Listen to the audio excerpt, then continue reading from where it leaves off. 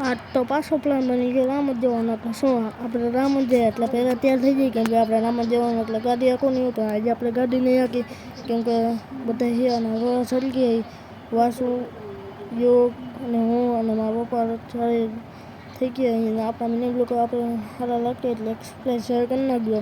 અને ગેસ જોઈ શકો છો પેટ્રોલ પંપ આવી ગયા કેમ કે તેલ સાથે ગયા એટલે પાણી પીવા આવ્યા, પેટ્રોલ પીવા નથી આવ્યા.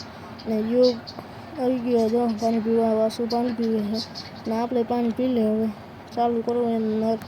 અને ગાય મારા પપ્પા પેટ્રોલ પુરાવે અને વાસુએ જો એટલા ફટાકડા લીધા હતા અને આવી રીતે ફટાકડા ધુવાડો કરવાનો છે. અને ગેસ જોઈ શકો છો આપણે પાણીપુરી ખાવા આવી ગયા છે.